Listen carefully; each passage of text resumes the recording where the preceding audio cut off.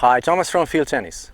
If you lack power and smoothness on your ground strokes, then you may be missing on one of the universal laws of physics or biomechanics that applies to all ground strokes.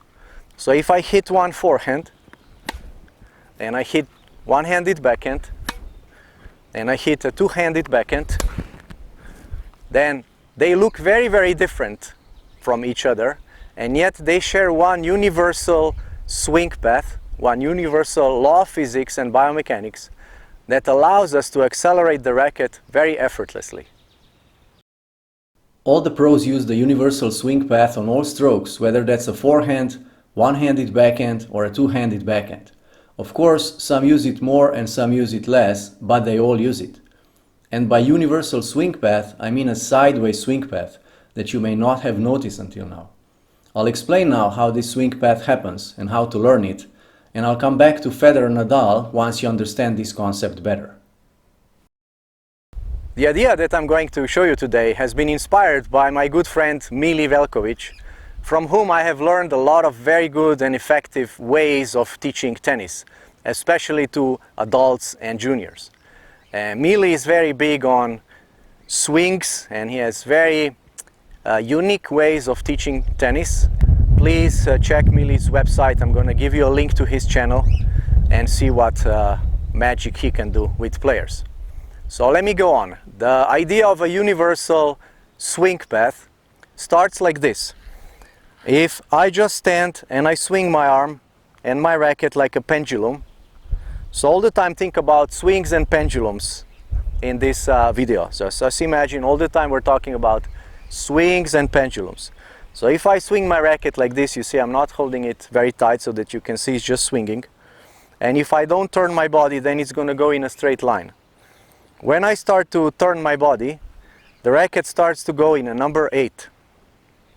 And so this happens quite automatically because the rotation of my body is starting to swing my arm away from the body, and then my arm comes closer to the body, and as I rotate, the arm goes away from the body again. So body rotations make the arm swing away from the body. So the same goes for one-handed backhand. See, if I rotate my hips and I just simulate a little bit my backhand, you can see that this automatically happens. Now when we do this, what we create is we create a little centrifugal force. We create a little circle here, and this creates a centrifugal force that wants to accelerate the racket, or it does accelerate the racket when I rotate my hips. And so we need to swing outwards and not backwards. We need always to swing outwards. And when we swing outwards, the racket will automatically swing back, and then as we rotate the body, the racket will swing inside out. Perhaps you have heard of the idea of swinging inside out from some coaches, but you didn't really know where does that come from. So the swinging inside out, the inside out swing, happens automatically, very naturally, if we first swing outwards in the backswing. So if we swing outwards and I go like this, you can see that my racket wants to go in a circle. And so as I swing outwards, the racket comes here and I rotate my hips, the racket automatically goes first outwards and then over like this. So same on the backhand, it goes outwards. Same two-handed backhand. If I go outwards, the racket comes inwards automatically. As I rotate my hips, the racket will be swung outwards in an inside-out swing path. So all that happens very naturally just based on laws of physics. And I want to show you a very simple way of learning this universal swing path. The easiest way to learn this swing path is just to put the racket down on the ground, because the racket, the shape of the racket, gives us a perfect visual image of the swing path. Namely, what we have to do is we have to follow the racket's frame. So first we swing outwards, we follow the frame, then it will automatically swing around, our arm will swing around, and then we are going to start swinging inside out, and then we just have to go forwards, because on every stroke we have to give the ball some forward momentum in order to give it direction. So we cannot just swing in a circle we use this circle here to generate momentum, to create a centrifugal force, which is going to help us accelerate the racket when we rotate the hips. And so just your tennis racket is the perfect training aid for learning the universal swing path. Just follow the racket with the hand, swing the arm, relax, and go outward, inward, forward. This way, forward. This way, forward. And just make sure that you're rotating your hips. This way, forward. So first try just with the hand, just see that you follow the racket path. Of course, this applies to backhand and forehand, so if I go on this side, I can practice backhand. So from ready position, I go outward always, I follow the frame of the racket, I go outward, inward, straight. This way, straight. This way, straight. With two hands, the same. This way, straight. Outward, inward, then we create inside-out swing automatically when we rotate the hips. Our arms will be flung outwards if we're relaxed enough, and then we need to give the ball just the direction. So here's the same exercise from a bit further away that you see how it goes. So what I want to do is I want to swing my arm outwards. I want to relax my arm, I want to swing my arm outwards. Then if I'm relaxed enough, my arm will automatically come around, it's going to swing around. And when it's somewhere around here, I rotate my hips, and then my arm will be automatically swung outwards, the inside-out swing path, which I then have to modify a little bit to hit the ball forward. And so this way, and forward. So this happens very naturally. So I'm just following the shape of the racket, and I imagine the shape outward, the swing is always outward. Then if we're relaxed, the arm comes around, we rotate the hips. That's how we create an inside-out swing path, which we then modify a little bit so that the arm goes straight, that it doesn't go like this, for example. So on every ball we need some extension, we need to stay with the ball. We want to keep the ball on the strings a little bit longer in order to give the ball good control and good direction. So that's the exercise first, just with the hand, and then you try the same with the racket. You go outward, inward, forward. This way. You can see this is the basic swing path of a forehand if we're just looking from this plane. So we're not looking now in this plane, we're just looking in this plane on the ground from top-down view, like drone view. How does the hand and the racket move? So it moves like this. The racket does not move back forward. It does not move back forward.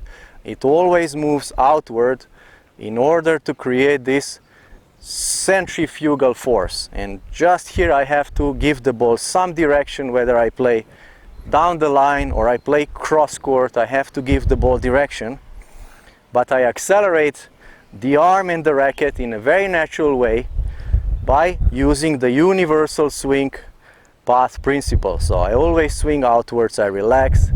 Here the racket comes around and I can easily accelerate it. And the same goes for one-handed backhand and two-handed backhand. So from ready position, I don't go this way with the backhand. I always go outward a bit, outward. I go like this and forward. So I go outward, my arm swings automatically this way. If it's relaxed enough, you relax, and forward. This way and forward. This way and forward. So it's very similar to throwing the ball. Let me try one.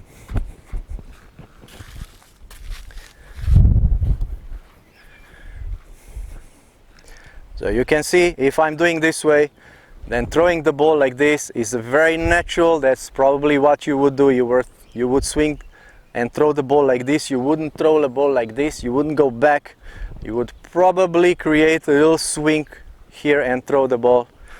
And the same goes for one-handed backhand. You wouldn't throw the ball like this, but you would very naturally and easily throw the ball by doing a swing like this. So this is the principle, the law of physics or the law of biomechanics on which all ground strokes are based. And so for one-handed backhand you can practice this movement, just swing around the racket and forward, and then the same with the racket, swing around, forward, swing around and forward. And for two-handed backhand, I see a lot of mistakes when players just go this way and they never go a bit outward. And so if you do not go outward, you will not have this effect, you will not create a nice natural swing, and you will lose on very effortless power. And so when you swing outward a bit, then your arms, if they're relaxed enough, they're gonna come here, then you will have an inside out swing, which you then direct into a straight line for a short time to give the ball direction. So outward, inward, straight.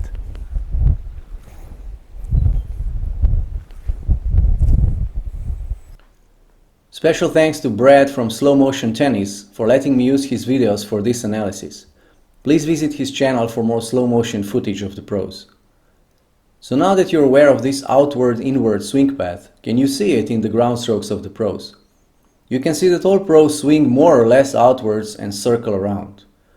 Monfils and Gasquet, for example, use this principle of the outward swing and around in a circular manner quite a lot, especially on their forehands, but it exists also in their backhands. Nadal, of course, swings outwards too in the beginning, but his forehand technique is very unique and I don't recommend copying it.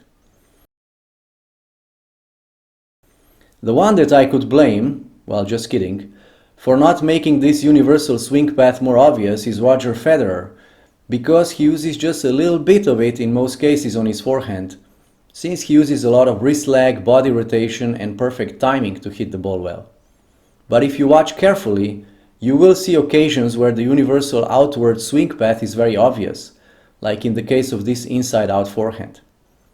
And because Federer's forehand is probably the most analyzed forehand online, players and coaches are missing the fundamentals of the forehand technique that they need to be learned first before the player possibly evolves his forehand further into his preferred style. If you watch this video to the end, I'll show you how I teach a 10-year-old boy the fundamentals of the forehand technique through this universal swing path principle, and how we have corrected his technique with it, and how effortlessly he hits forehands now. If you follow my videos for a while, then you know that one of the videos I did was a comparison between Simona Halep and Roger Federer and the way they drop the racket from their initial preparation phase and what the differences are. And so Simona goes more like this with the edge down or with the edge back, and then Federer goes with the face down.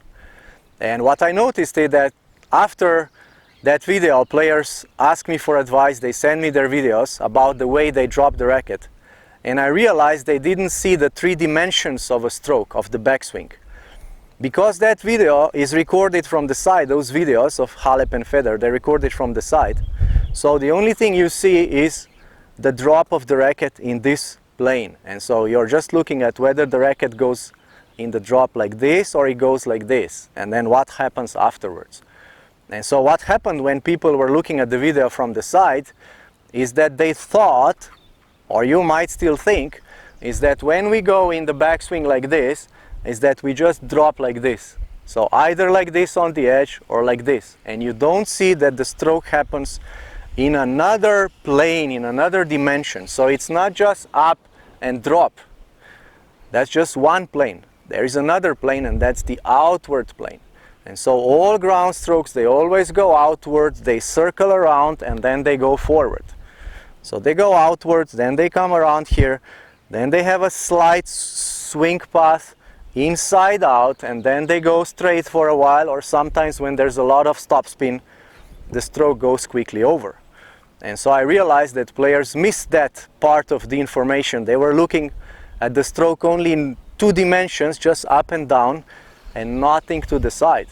And so this universal swing path is very, very important, because I see a lot of players not using it, not knowing that it exists. So all tennis strokes, all ground strokes, they always start outwards in order to create centrifugal force with which we accelerate the racket when we rotate the body, and we automatically create an inside-out swing path that is accelerating the racket, and after that we give the ball some direction. And so the swing path and the drop of the racket does not happen just in this plane. It happens in a combination. So the racket always goes this way outwards, and then while it's dropping, it's probably also moving across. It's not just dropping down like this or like this. It's always in a circular motion. This way, or the backhand goes always outward and like this. And two-handed backhand goes this way and this way. It does not go up and down. One-handed backhand does not go up and down.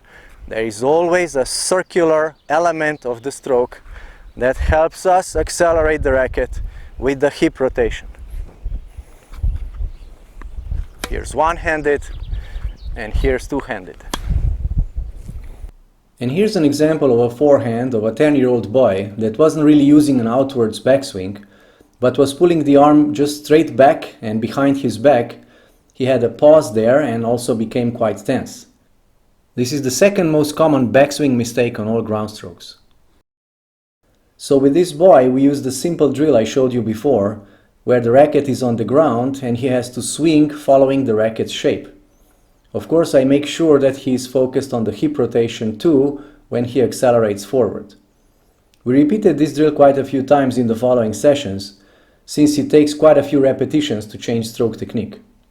And here's how he was hitting recently.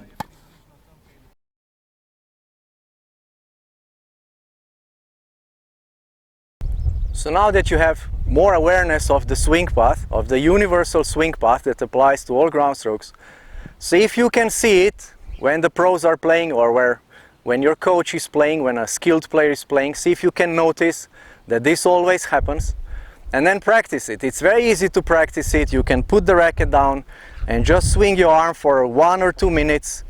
You can do that every day for a couple of minutes just to get a hang of it, just to start to feel how this functions. It works for all ground strokes. Just follow the racket, put the racket down and follow outward, inward and straight, outward, inward. There's again outward a bit, so this way, straight. And it's very easy and very natural because it's based on biomechanics. And your body would like to move like that. It's very easy for the body to move like that. It's very easy to create a swing like that. And so when you practice this for a couple of minutes per day, you're going to see a big improvement in the effortlessness of your strokes. So if that's the case, please let me know how this works for you in the comments below. And if you like this video, please like it, subscribe, and stay in touch.